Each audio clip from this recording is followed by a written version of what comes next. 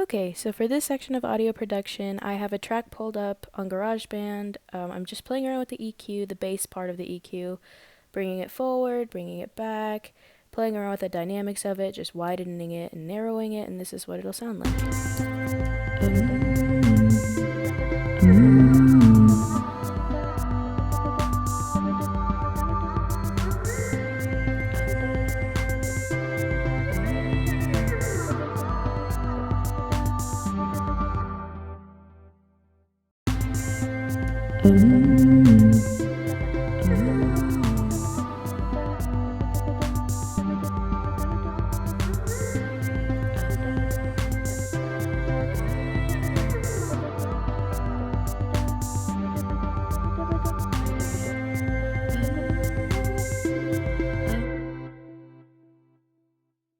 So here you can see me switching to the mid part of the EQ range. This is going to be focused more on the middle vocals.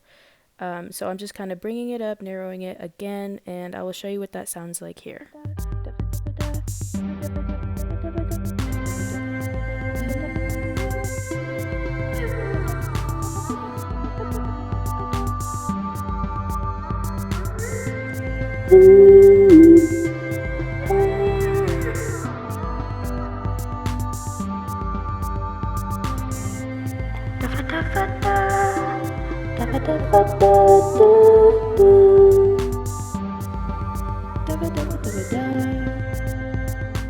So in this section right here, I switched to the treble part of the EQ range.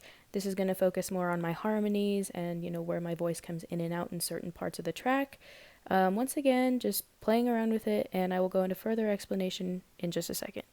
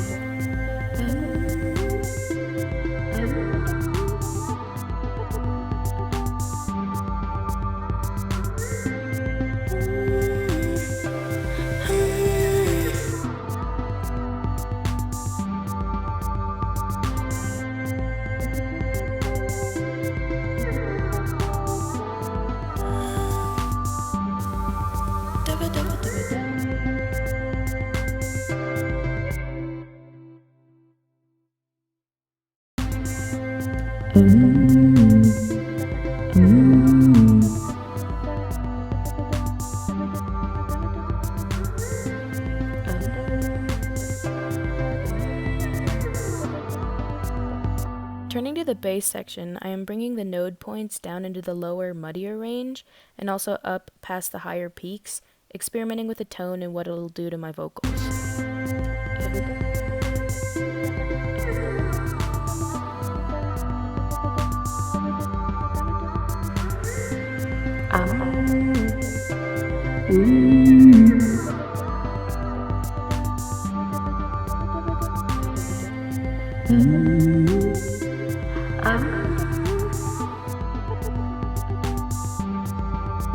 In that midsection of the EQ visuals, I brought the node points back past the 200 mark, where it got very deep and full, and then I moved it forward past the 1000 mark, giving it that really torqued up and compressed tone.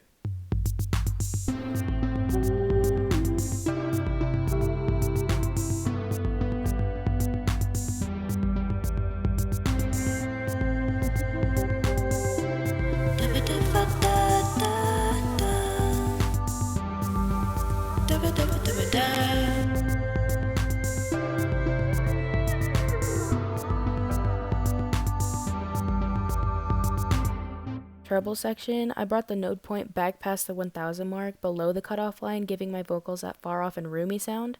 I then brought the node point forward past the 20,000 mark above the line with that in-your-face approach.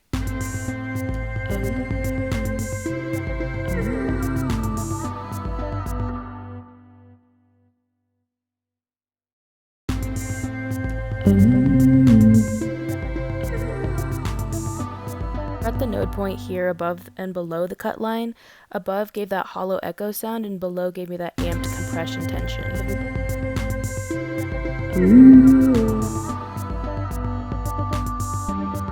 The midsection below and above that same cut line was the difference between a hollowed out tone and a really attacking tone.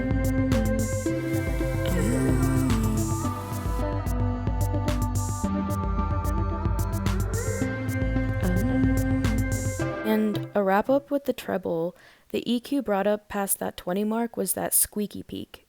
And the area below at that mark mudded up the track and would have been cut in production.